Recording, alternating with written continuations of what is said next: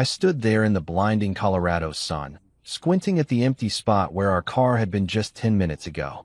My wife, Chloe, and her friends, Isla, Stephanie, and Lauren, had vanished.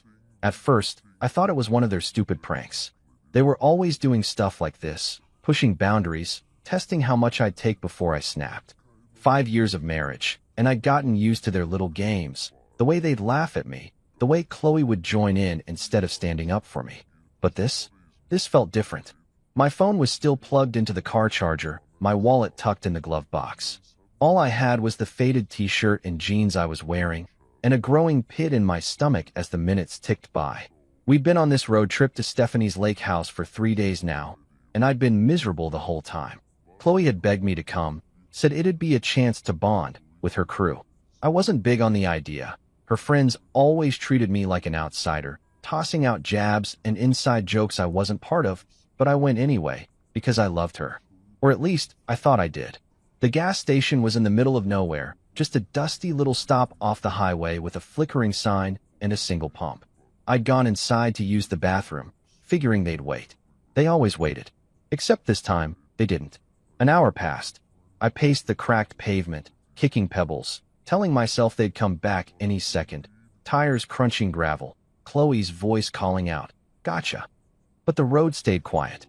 2 hours in, sweat was dripping down my neck, and my throat was dry. I kept replaying the last few days in my head. The way Stephanie smirked when she accidentally spilled coffee on my lap. How Lauren whispered something to Chloe that made her giggle while glancing at me. How Isla just watched it all with that smug little grin. I should have seen it coming. They'd been building up to something, and I'd been too dumb to notice. A truck pulled up, its engine rumbling loud enough to shake me out of my thoughts. The driver, a big guy with a gray beard and a stained ball cap, leaned out the window. "You okay, buddy?" Been standing there a while. His voice was rough but kind, and it hit me like a punch. I wasn't okay. They weren't coming back. Chloe wasn't coming back.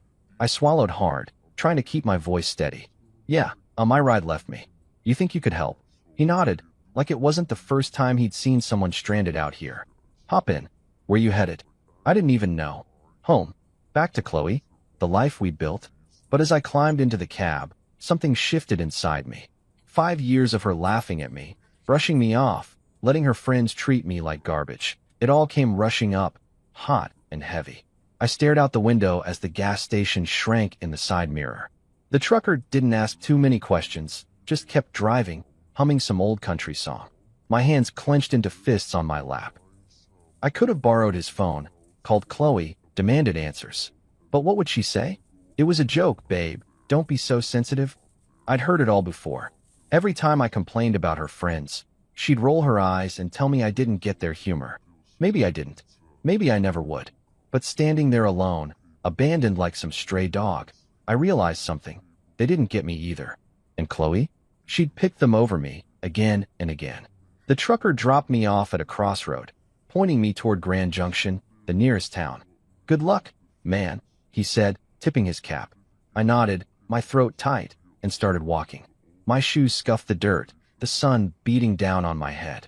No phone, no money, no plan, just me and the open road. Part of me wanted to turn back, to beg someone at the gas station to call her, to fix this. But another part, a louder part, kept pushing me forward. I was done being the punchline, done being the guy they laughed at. Chloe and her friends thought they'd won, thought they'd broken me. But as I trudged toward Grand Junction, a strange calm settled over me. They hadn't broken me. They'd set me free. I didn't know what was waiting for me in that town. I didn't know how I'd eat, where I'd sleep, or how I'd get by with nothing. But for the first time in years, I wasn't scared of what Chloe would think. I wasn't worried about her friend's next move. I was alone, yeah, but I wasn't helpless. The road stretched out ahead, endless and empty, and I kept walking. They'd left me behind, but maybe that was the best thing they could have done. Maybe this was my chance to figure out who I was without her, without them. By the time the sun started dipping low, turning the sky orange, I'd made up my mind. I wasn't going back. Not to Chloe, not to that life. Whatever came next, it was mine to build. I stood at that dusty crossroad where the trucker dropped me off, the Colorado wind kicking up little swirls of dirt around my feet. Grand Junction was somewhere ahead, but I didn't have a map, a phone, or a dime to my name. Just the clothes on my back and a head full of spinning thoughts. Chloe and her friends had left me high and dry, and part of me still wanted to find a way to call her, to hear her voice, to demand she turn the car around. But then I remembered how she'd laughed when Stephanie accidentally knocked my beer over at the lake house, how she'd shrugged when I asked her to stick up for me. 5 years of that. 5 years of feeling like a guest in my own marriage. No, I wasn't calling her. Not this time. I started walking toward town, my sneakers crunching on the gravel. The sun was still high, baking the ground, and sweat soaked through my shirt. I didn't know how far Grand Junction was. Miles, probably, but I didn't care. Every step felt like a choice, like I was leaving her behind one footprint at a time. My mind kept drifting back to the gas station, to the moment I stepped out of that grimy bathroom and saw nothing but empty pavement. They'd planned it, hadn't they? Chloe, Stephanie, Isla, Lauren, all giggling in the car as they peeled out, thinking it'd be hilarious to ditch me. I could almost hear Chloe saying, "He'll figure it out, he always does." Well, I was figuring it out now, just not the way she expected. A pickup truck rumbled by, and I stuck out my thumb, hoping for a lift. The driver, a guy with a scruffy beard and a faded flannel shirt, slowed down and leaned out the window. "Need a ride?" he asked, eyeing me like he wasn't sure if I was trouble. "Yeah, heading to Grand Junction," I said, keeping my voice steady. He nodded. "Hop in. I'm going that way." I climbed into the passenger seat, grateful for the break. The cab smelled like oil and cigarettes, but it beat walking. "What's your story?" he asked as we rolled down the highway. I hesitated, then shrugged. "Got left behind by some people I thought I could trust." He grunted, like he'd heard that one before. "Happens more than you'd think out here." He dropped me off on the edge of Grand Junction, near a cluster of low buildings and a blinking traffic light. "Take care, man," he said, and drove off. I stood there, taking it in. A small town with a mix of old brick storefronts and newer chain stores. People going about their day like nothing was wrong. But everything was wrong for me. No wallet, no ID, no way to prove who I was. I needed help, and fast. I spotted a sign for a homeless shelter a few blocks down, a plain building with a cross painted on the side. My stomach twisted at the thought.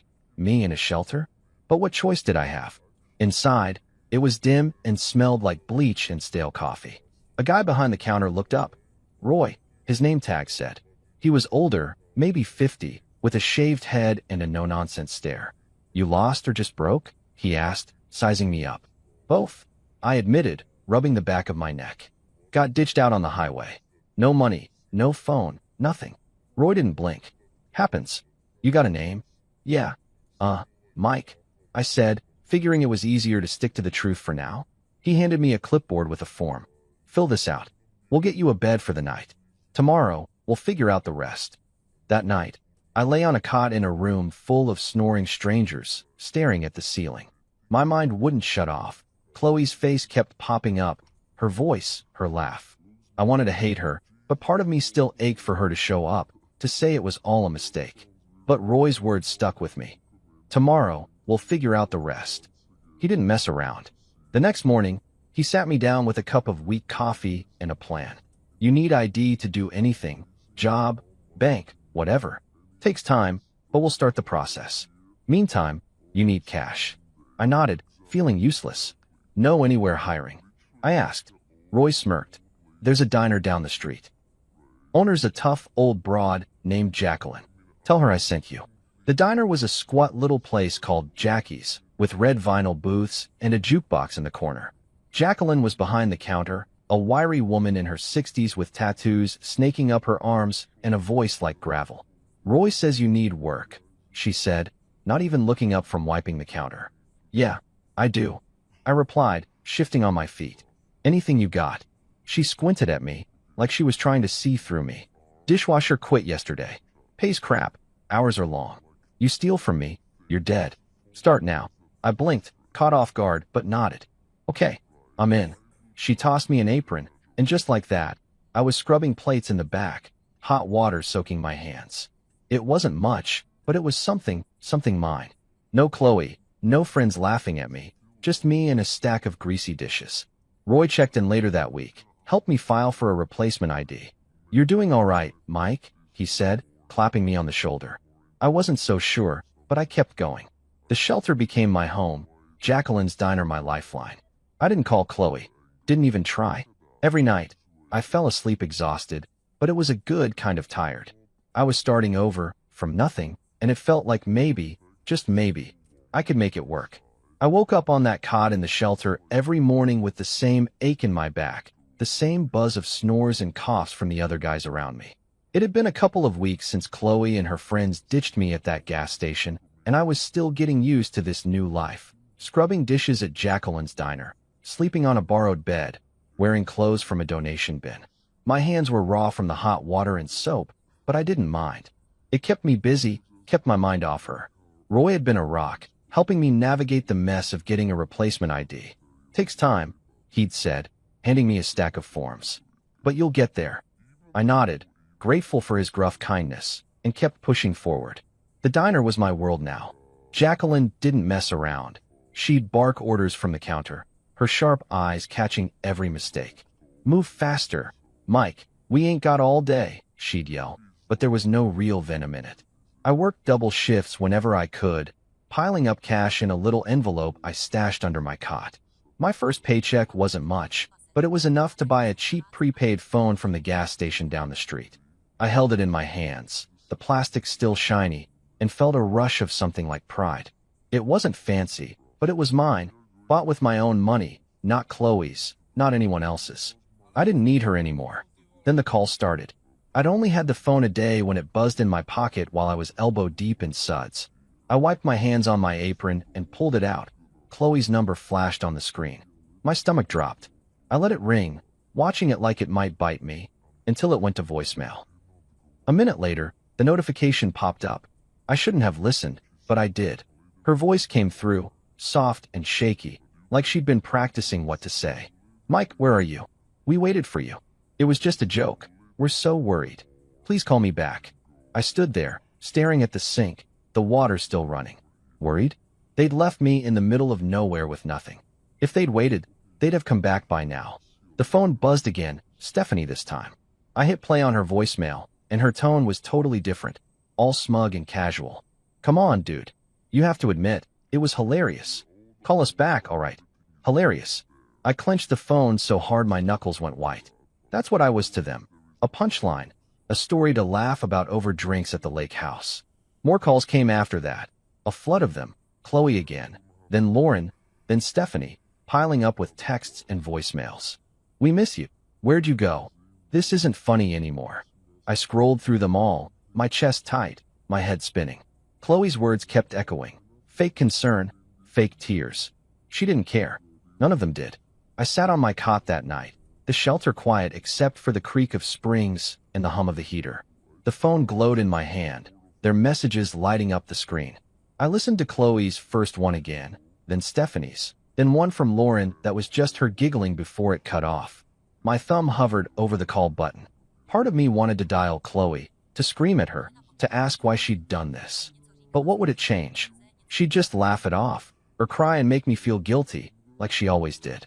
I'd spent years swallowing their crap, smiling through it because I thought that's what a good husband did. Not anymore. I went through the list. Chloe, Stephanie, Isla, Lauren, and blocked every single one. My fingers shook a little as I did it, but once it was done, the phone went silent. No more buzzing, no more lies. I leaned back against the wall, letting out a breath I didn't know I'd been holding. It felt like cutting a rope I'd been tangled in for years. They couldn't reach me now. They didn't get to decide how this ended. I did. The next day, I went back to the diner like nothing had happened, plunging my hands into the dishwater, letting the heat burn away the last of their voices in my head. Jacqueline noticed something was off, though. "You're quiet today," she said, tossing me a rag to wipe down the counter. "Trouble?" I shrugged, not wanting to get into it. "Just sorting some stuff out." She snorted. "Long as it don't mess with my kitchen, sort of way." I smirked at that. She didn't care about my drama, just the job. It was refreshing. Roy checked in later, handing me a paper with a case number for my ID. "Coming along," he said. "You holding up?" I nodded. "Yeah, better than I thought." He clapped me on the shoulder and left me to it. By the end of the week, I'd saved enough to buy a second-hand jacket from the shelter's donation pile. Nothing fancy, but it kept the chill off. I walked back to my cot each night, The prepaid phone silent in my pocket, and felt lighter.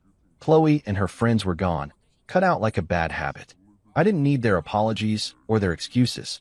I had work, a bed, a plan, small things, but they were mine. The ache was still there, sure, the sting of betrayal, but it was fading. Every dish I scrubbed, every dollar I tucked away, I was building something new, something they couldn't touch. And for the first time in a long time, I fell asleep without dreaming of her. I'd been at the diner for months now, and things were starting to feel steady. Not perfect, but steady. The shelter was still my home, but I'd saved enough to move into a tiny studio above a laundromat in Grand Junction. It wasn't much, just a single room with a lumpy mattress, a hot plate, and a bathroom so small I could barely turn around in it. But it was mine. No more cots, no more snoring strangers, just a key in my pocket and a door I could lock. Jacqueline had seen me busting my tail at the diner and bumped me up to prep cook, which meant more hours and a little more cash. I'd chop onions and peel potatoes in the back, the rhythm of the knife keeping my hands busy and my mind quiet. It was hard work, but it felt good, like I was earning something real. The nights were still tough, though. I'd lie on that creaky mattress, staring at the water stains on the ceiling, and Chloe would creep into my head. I'd see her smile, hear her laugh, not the mean one she used with her friends, but the soft one she'd give me back when things were good, back before I became her punching bag. I'd wonder what she was doing, if she missed me, if she even cared. The loneliness hit hard sometimes, a cold weight in my chest that wouldn't go away. But then morning would come, and I'd drag myself out of bed, pull on my jacket, and head to the diner. No fear of her judgment, no cruel jabs from her friends, just me, free to breathe, free to be. One night, after a long shift, I was messing around with my prepaid phone, bored and restless. I kept it simple, no contacts, no ties to the past, but curiosity got the better of me. I made a fake social media account, just a random name and no picture, and looked her up. Chloe's profile popped up, still public, still full of her perfect little life. There were pictures from the lake house trip, her and Stephanie posing by the water, Isla grinning with a drink in her hand. Then I saw it, a post about me.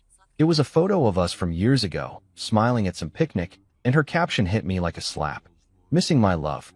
I pray he finds his way back to me. I stared at it, my thumb frozen on the screen. Missing me? She hadn't even gone back for me. She'd driven off and left me to rot. I almost laughed, right there in that dingy apartment, the sound bouncing off the bare walls. It was so fake, so Chloe, turning herself into the victim, like I'd wandered off on my own instead of being abandoned. I scrolled through the comments, Stephanie saying, "He'll turn up, don't worry." Lauren chiming in with, "Sending you hugs." And my stomach turned. They were all in on it, playing this game like I was the bad guy. I clicked off the phone and tossed it onto the mattress, running my hands through my hair. She hadn't changed. None of them had. But I had. I wasn't the guy in that picnic photo anymore, the one who'd grin and take it while they tore me down. I was someone else now, someone they didn't know. The next day at the diner, I was quieter than usual, still chewing on what I'd seen. Jacqueline noticed, of course, she always did. "You look like someone kicked your dog," she said, sliding a plate of fries my way during a slow moment. I shrugged, picking at the food. "Just thinking too much." She raised an eyebrow, her tattooed arms crossed. "About what? That ex of yours?" I froze, surprised she'd guessed it. I'd never told her the whole story, just bits and pieces. "Yeah," I admitted. "Saw something online. She's acting like she's the one who got hurt." Jacqueline snorted, loud and sharp. "Sounds like a real piece of work. Good riddance, kid." I nodded, managing a small smile. She was right. Good riddance. Work kept me grounded. I'd dice vegetables, flip burgers when the cook needed a hand, wipe down counters, anything to keep moving. The diner had its regulars, folks who'd nod at me or leave a couple bucks on the table, and that felt good, like I was part of something. My hands were calloused now, my arms stronger from hauling crates and scrubbing pans. I'd catch my reflection in the diner's glass doors sometimes, tired eyes, messy hair, but a guy who was making it, one day at a time. Chloe's post faded from my mind, replaced by the clatter of plates and Jacqueline's gruff voice calling out orders. I stopped checking her social media after that. Didn't need to. Whatever she was saying, whatever story she was spinning, it didn't matter. I had my studio, my job, my life, Small, sure, but growing. The loneliness still came around, especially on quiet nights when the laundromat downstairs hummed and rattled, but it wasn't as sharp anymore. I'd wake up to the smell of detergent drifting through the floorboards, pull on my boots, and head out into the cold morning air. No one was waiting to mock me. No one was rolling their eyes at my every word. I could just be Mike, plain, simple Mike, and that was enough. For the first time in years, I felt like I was standing on solid ground, not sinking in quicksand. Freedom wasn't loud or flashy. It was this, my key, my paycheck, my choice. And I wasn't giving it back. I'd been living above the laundromat for a while now, settling into a routine that felt like mine. Work at the diner, save my cash, sleep in my own space. The days blended together, but they were good days, steady ones. Then she walked in, Sienna. She started coming to Jacqueline's diner twice a week, always in the same booth by the window, always with a stack of textbooks and a pen in her hand. She was a med student, I figured, from the way she'd mutter medical terms under her breath while scribbling notes. Her order never changed. Denver omelet, no tomatoes, extra coffee, and she'd barely look up when I brought it over. I'd watch her sometimes, amused at how she'd get so lost in her studying that her fork would hover halfway to her mouth for a full minute before she noticed. I don't know why I started messing with her. Maybe I was bored. Maybe I just wanted to see if she'd crack a smile. I'd swap out my name tag with random names I'd make up, Bob one day, Steve the next, Carl after that, just to see if she'd catch it. She didn't at first, too buried in her books, but one morning, I walked over with Rusty pinned to my shirt, and she finally looked up. Her eyes narrowed, flicking to the tag, then back to my face. "Your name tag is wrong," she said, her voice quiet but firm, like she was diagnosing me. I grinned, caught off guard. "Is it?" I shot back, even though it was. My real name was Mike, and she'd never asked. She smirked, just a little, and went back to her notes. That was it, our first real moment, and it stuck with me. Work kept me busy, but Sienna became the highlight of my week. She'd show up, order her usual, and I'd find excuses to swing by her table, refill her coffee, clear her plate, ask if she needed anything. She'd nod or mumble a thanks, but that smirk stayed in my head, like a challenge. One day, she came in looking frazzled, her hair messy, her books heavier than usual. "Rough night?" I asked, setting her coffee down. She sighed, rubbing her eyes. "Exams. I haven't slept in 2 days." I nodded, not pushing it, but I slipped an extra hash brown onto her plate when she wasn't looking. She noticed, glanced up at me, and said, "You're sneaky." I just shrugged. "Gotta keep you awake somehow." Our first date wasn't even planned.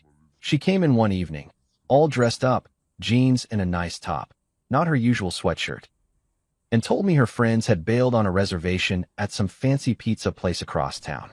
"I'm not wasting it," she said, half to herself, then looked at me. "You free?" I was wiping down the counter, my shift almost over, and Jacqueline was in earshot. "Go on, kid," she barked, waving me off. "You're no use to me moping around." So I went. We split a pepperoni pizza and a pitcher of soda, and she laughed, really laughed, when I told her about the name tag thing. "I knew it wasn't Rusty," she said, her eyes bright. "You're not that old."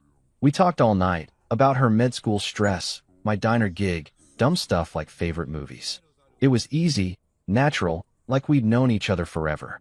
6 months later, she moved into my little studio. It was cramped. Her books took up half the space, and we'd trip over each other making dinner on that tiny hot plate, but I didn't care. She'd study late, her lamp glowing while I slept, and I'd wake up to her muttering anatomy terms in her sleep.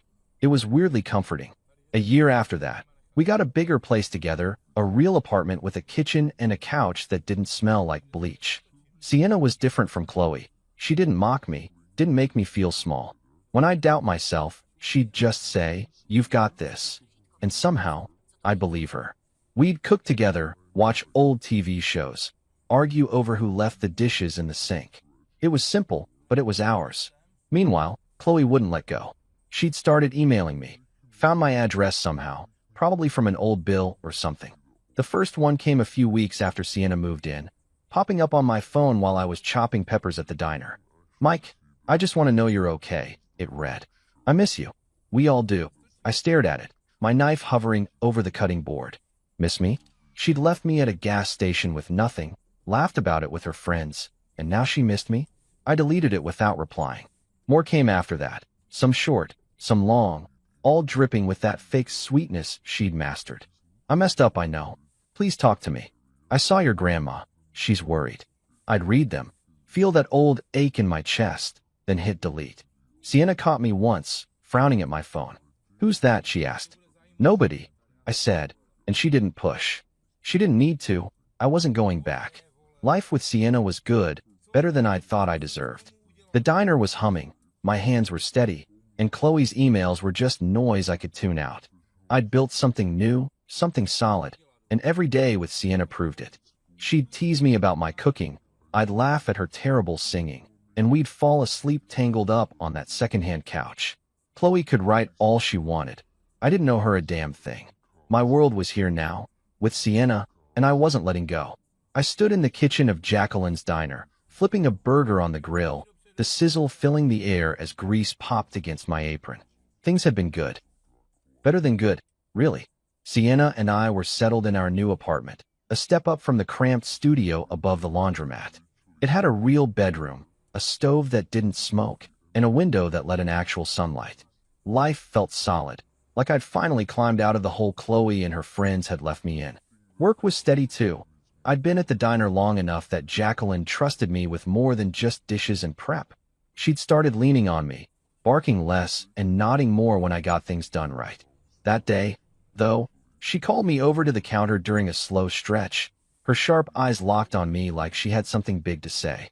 Mike, she said, wiping her hands on a rag, you're not half bad at this. I smirked, thinking she was joking, but her face stayed serious. I'm opening a second spot across town, smaller joint, but mine.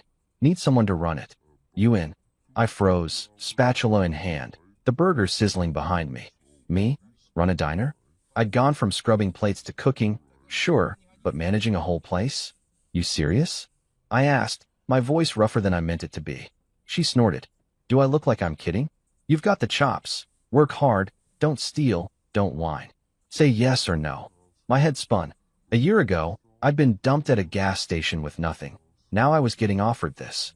I almost said no, convinced it was some trick, like Chloe's pranks all over again. That night, I sat on our couch, Sienna's and mine, staring at the TV without really watching it.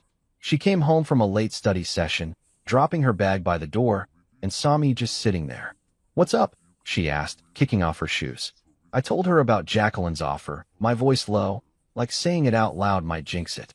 She wants me to run her new diner. Me in charge. Sienna plopped down next to me, her knee brushing mine. And you're thinking about turning it down? She said, reading me like always. I shrugged, rubbing my neck.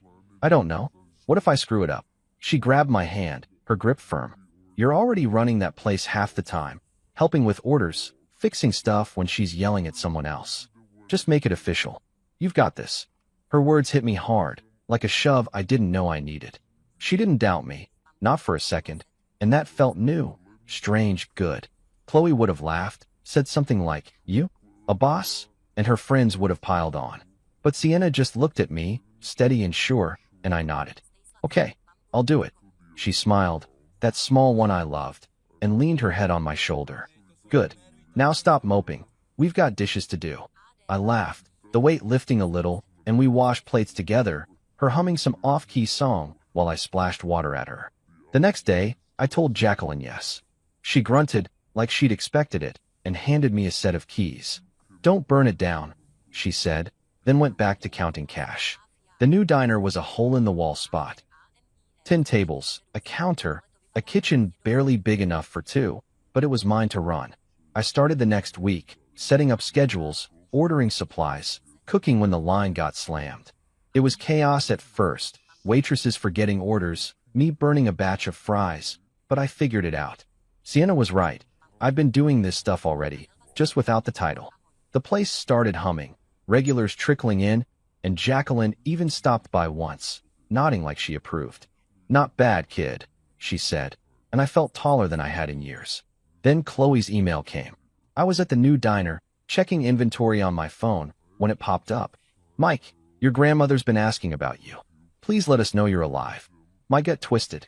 Grandma. She'd always been sweet, sending me cards even after I married Chloe. But Chloe bringing her up now? It was a cheap shot, a hook to reel me back in. I pictured her typing it, fake tears in her eyes, trying to guilt me like always. I deleted it, my thumb slamming the screen harder than it needed to. She didn't get to use grandma against me, not after what she'd done. I hadn't called home in a while, sure, but I'd fixed that myself, not through her. I threw myself into the diner after that, keeping my hands busy so my mind wouldn't wander. The place was picking up, truckers stopping by, locals chatting me up like I was one of them. I'd come home to Sienna studying at our table, her books spread out, and she'd ask how it went. Good, I'd say and mean it. We'd cook dinner. Nothing fancy, just pasta or burgers, and talk about her classes, my day, the future. Chloe's emails kept coming, piling up in my trash folder, but I didn't open them. She was a ghost, a shadow I could ignore. My life was here. The diner, Sienna, the keys in my pocket. I'd been abandoned once, left to figure it out, and I had. Now I was building something better, something they couldn't touch. Every night, I locked up the diner, drove home to Sienna, and felt like a man who'd finally found his footing. I was flipping eggs in the kitchen of my third diner, the one on the edge of town, when my phone buzzed in my pocket. The morning rush was in full swing, truckers hollering for coffee, waitresses darting between tables, and I almost ignored it. 15 years had turned me into a different man. Sienna and I were married, 2 kids tearing up our house, 3 diner locations keeping me busy. Life was good, loud, full. Nothing like the empty shell I'd been when Chloe left me at that gas station. I wiped my hands on my apron, pulled out my phone, and saw it. A LinkedIn notification. Someone viewed your profile 27 times today. My stomach did a little flip. I didn't use LinkedIn much, just a basic page with my name, the diners, a blurry photo Sienna made me take. But 27 times? That wasn't normal. I tapped it open, the grill hissing behind me, and there she was, Chloe. Her name hit me like a cold splash of water, right there on the screen, tied to some company I didn't care about. 27 views in one day. She'd been digging through my life, over and over. I set the phone down, my hands gripping the counter, trying to steady myself. 15 years, and she was back, creeping in like a shadow I thought I'd shaken off. I flipped the eggs, barely watching, my mind racing. What did she want? Why now? I'd blocked her emails years ago, ignored her guilt trips, built a whole world without her. But here she was, poking around, silent but loud in my head. The diner smelled like bacon and syrup, the clatter of plates keeping me grounded. I plated the eggs, handed them off to a waitress, and tried to focus. Coffee needed refilling, hash browns were burning, but Chloe's name stuck with me. I pictured her sitting somewhere, clicking my profile, seeing the diners, maybe even the old job at Jacqueline's I'd listed. Did she know about Sienna? The kids? I hadn't posted much, just enough to look legit, but 27 views meant she was looking hard. I wiped my forehead, sweat mixing with the heat, and grabbed my phone again. Her profile stared back. Chloe, older now, hair cut short, a tight smile in her picture. Consultant, it said. I didn't read more. Didn't want to. I stepped into the back, a tiny storeroom with shelves of flour and canned goods, and leaned against the wall. My heart was thumping too fast, like I'd run a mile. 15 years, 2 kids, a wife, a business, and she could still rattle me. I hated that. I'd worked so hard to bury her, to forget the gas station, the laughter, the way she'd made me feel like nothing. Now she was back, not even saying anything, just watching. Was she jealous? Mad? Desperate? I ran my hands through my hair, pacing the cramped space. Part of me wanted to message her, "What's your deal?" But I stopped myself. That's what she'd want. Me reaching out, giving her a crack to slip through. I went back to the grill, threw myself into the rush, cooking, pouring, wiping down tables when the waitresses got swamped. The regulars nodded at me. Some guy asked for extra ketchup, and I kept moving, kept my hands busy. But she was there, in the back of my mind, those 27 views like an itch I couldn't scratch. I didn't tell Sienna when I got home that night. She was on the couch, folding laundry, the kids upstairs yelling about some game. Busy day? She asked, glancing up. Yeah, I said, forcing a smile, kissing her forehead. Same old. She didn't push, just handed me a pile of socks to sort, and I sat there, folding, pretending everything was fine. The house was warm, smelled like dinner, chicken and rice, Sienna's go-to, and the kids tumbled down, begging for dessert. I laughed, said no, felt normal for a minute. But Chloe lingered, a ghost I couldn't shake. I didn't check LinkedIn again, didn't need to see if she'd looked more. 27 was enough. I helped Sienna with the dishes, her hip bumping mine, and tried to let it go. My life was here, 2 kids fighting over the last cookie, a wife who didn't laugh at me, diners I'd built from nothing. Chloe couldn't touch that, not really. Still, I went to bed with her name in my head, staring at the ceiling while Sienna slept beside me. The next day, I was at the first diner, pouring coffee, when my phone buzzed again. I didn't look, just shoved it deeper in my pocket. If it was her, I didn't want to know. I'd spent years locking her out, and now she was knocking, quiet but steady. I focused on the work, grill, counter, cash register, kept my hands moving, my voice steady. She was out there, somewhere, but I was here, standing tall. Whatever she wanted, whatever game she was playing, I wasn't biting. Not yet. Not ever, if I could help it. I was wiping down the counter at the original diner, the one Jacqueline first hired me for, when the door jingled and they walked in, Chloe, Stephanie, and Isla. It was 3 days after those LinkedIn alerts, and I'd been on edge, half expecting something like this. The breakfast rush had just died down, leaving a handful of regulars sipping coffee, the air thick with grease and burnt toast. I saw them before they saw me, Chloe's short hair catching the light, Stephanie's swagger still there, Isla hunched like she wanted to disappear. My gut twisted, hands freezing on the rack. 15 years since they ditched me at that gas station, and now they were here, in my diner, my turf. I didn't move, just watched them pick a booth by the window and sit, their voices low but familiar. I could have stayed back, let the waitress handle it, but something pulled me out there. Maybe anger, maybe just needing to see it through. I grabbed a pot of coffee, more for something to hold than anything else, and walked over. Chloe spotted me first, her eyes going wide, her mouth dropping open.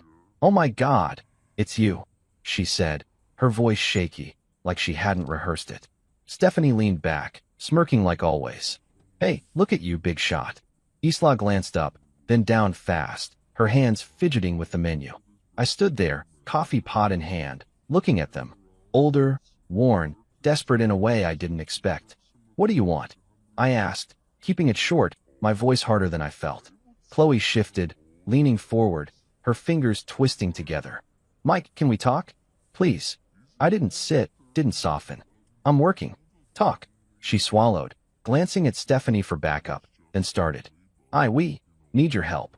It spilled out. Her life had crashed. Her artsy little business went under. Her marriage, some guy I didn't know, fell apart, and she was broke, begging now. Stephanie jumped in, casual like it was no big deal. "You're doing all right? 3 diners? We just need a hand, for old times." Isla nodded, barely audible. "Just a little help." I listened, letting it sink in. Chloe's sob story, Stephanie's charm, Isla's guilt. They'd planned this, tracked me down, thought I'd roll over. I stood there, coffee pot still hot in my grip, watching them squirm. Chloe's eyes got wet, Stephanie's smirk twitched, Isla shredded the edge of her menu. I remembered her LinkedIn stalking, 27 views, then showing up here, thinking I'd cave because I used to. "Wait here," I said, turning away. I walked to the office, a cramped box with a desk and a stack of receipts, my boots heavy on the floor. They wanted money. After leaving me with nothing, laughing about it, they thought I'd just hand it over. I sat down, the chair creaking, and stared at the wall. My hands shook a little, not from fear, from anger. I could have yelled, thrown them out, but I didn't. I grabbed an envelope, wrote a check, and headed back. They were still there, whispering, heads snapping up when I walked over. I dropped the envelope in front of Chloe, watching her fingers snatch it up, her face lighting up for a second. She opened it. $73.50, the exact cost of a Greyhound ticket from Grand Junction back home, 15 years ago. Her smile crashed, her breath catching. Stephanie grabbed it, glaring.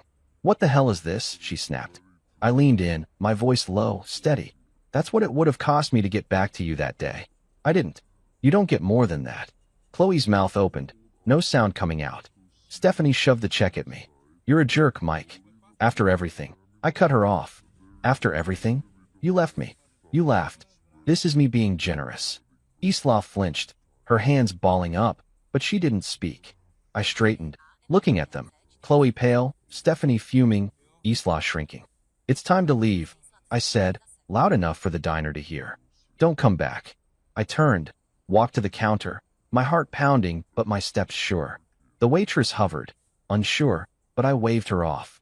"They're done," I said, grabbing a rag to wipe my hands. They sat there a minute, stunned, then scrambled up, Chloe shoving the envelope in her purse, Stephanie muttering, Isla trailing behind. The door jingled shut, and the diner went back to normal, coffee pouring, forks clinking, like they'd never been there. I stood behind the counter, pouring myself a cup, my hands steady now. They'd come begging, thinking I'd bend, and I'd shut them down. It wasn't loud or messy, just cold, final. I sipped the coffee, bitter on my tongue, and watched the regulars chat, oblivious. Chloe's tears, Stephanie's anger, they didn't matter. I'd given them what they'd given me, just enough to walk away. The diner hummed around me, my diner, my life, and they were gone. I finished my shift, locked up, and drove home, the weight lifting with every mile. They'd tried, and they'd lost. That was it. I leaned against the diner's front window, the glass cold against my arm, watching Chloe, Stephanie, and Isla out in the parking lot. They'd just stormed out after I handed them that $73.50 check. Bus fare from Grand Junction, nothing more. And now they were at it, arguing like kids caught stealing. Stephanie was loud, her hands slashing the air, her face twisted up like she wanted to hit something. Chloe stood there, the envelope crumpled in her fist, staring at the ground, her shoulders hunched. Isla hung back, her arms crossed tight, looking like she might bolt or cry. Maybe both. I couldn't hear them through the window, but I didn't need to. They'd come in begging, thinking I'd cave, and I'd sent them packing. Now they were unraveling, and I just watched, feeling nothing. The sun was low, painting the lot orange, their shadows stretching long across the gravel. Stephanie jabbed a finger at Chloe, her mouth moving fast, probably blaming her for dragging them here, for screwing it up. Chloe shook her head, slow and tired, then shoved the check into her purse like it was trash. Isla shifted, glancing at the diner, her eyes catching mine for a second before darting away. I didn't move, didn't blink, just stood there, my coffee mug cooling on the counter behind me. They could fight all day out there. It didn't touch me. I'd given them what they deserved, closed the book on 15 years of their garbage, and that was that. I turned away, grabbing the mug and taking a sip. Cold now, bitter, but I didn't care. The diner was quiet, just a couple of regulars lingering over pie, the jukebox humming some old tune. I wiped down the counter, slow and steady, letting the rag soak up the day. The waitresses buzzed around, clearing tables, shooting me quick looks but keeping their mouths shut. They knew something had happened. Those three walking in, me walking out with that envelope, but I didn't explain. "You good, Mike?" one asked, stacking plates. "Yeah," I said, short and sharp, and went back to wiping. I didn't want their questions, didn't want to drag it out. Chloe and her crew were gone, and I was done. Driving home, the truck's engine growled under me, the road dark except for my headlights cutting through. My hands gripped the wheel, my mind stuck on that scene. Chloe's face when she saw the check, Stephanie's snarl, Isla's silence. It should have felt good, shutting them down, and it did, mostly. But there was this itch, a little nag I couldn't shake. They'd looked desperate, broken, Chloe especially, with her sob story about her life falling apart. 15 years ago, I'd have cared, run after them, tried to fix it. Now, I just watched them leave. The house came into view, lights on, Sienna's car in the drive, and I let out a breath. This was real, my family, my life, not them. I walked in, kicking my boots off by the door, the smell of leftover lasagna hitting me. Sienna was at the kitchen table, papers spread out, a pen in her hand, grading again, probably. The kids were upstairs, their voices muffled, likely in bed but not asleep. She looked up, her glasses low on her nose. "Hey," she said, soft, then tilted her head. "You okay?" I nodded, pulling out a chair and sitting across from her, my hands flat on the table. "They came by," I said, keeping it simple. Her eyebrows lifted, but she waited. Chloe, Stephanie, Isla asked for money. I gave them bus fare and told them to go. She set her pen down, leaning back, her eyes steady on mine. "Bus fare?" she asked, a little smile tugging her lips. I told her, $73.50, the exact cost to get back from Grand Junction all those years ago. How Chloe's face fell, how Stephanie snapped, how I walked away. Sienna listened, her hand resting on the table, calm like always. When I finished, she reached over, her fingers brushing mine. They can't take anything from you that you don't give them, she said, her voice firm, quiet. I looked at her, those words sinking in, and nodded. Yeah, I said, my throat tight. She squeezed my hand, then went back to her papers, leaving me sitting there, the weight lifting a little. She didn't need to say more. She got it, got me, and that was enough. We ate leftovers later, just the two of us, the kids finally quiet upstairs. I poked at the lasagna, my head still half in the parking lot, Stephanie yelling, Chloe staring, Isla shrinking. It didn't matter what they said out there, who they blamed. They'd come for a handout, and I'd given them a mirror instead. Sienna didn't ask more, just talked about the kids, our son's math test, our daughter's new obsession with drawing cats. I smiled, nodded, let her pull me back to now. After, we cleaned up, her hip bumping mine at the sink, and I felt steady again. That night, lying in bed, Sienna's breathing slow beside me, I stared at the ceiling. The house creaked, the kids shifting in their rooms, and I replayed it. Those three in my diner, then out in the lot, falling apart. They couldn't touch this, my family, my diners, me. I'd shut the door, locked it tight, and they were on the other side, where they belonged. The itch was still there, faint, but fading. Sienna was right. They got nothing I didn't give, and I'd given them the end. I closed my eyes, the day slipping away, and slept hard, done with their ghosts for good. I stood in the kitchen of our house, stirring a pot of chili on the stove, the smell of spices filling the air. It had been weeks since Chloe, Stephanie, and Isla walked into my diner, since I handed them that $73.50 check and watched them argue in the parking lot. I hadn't seen them since, not a call, not an email, not even a whisper on LinkedIn.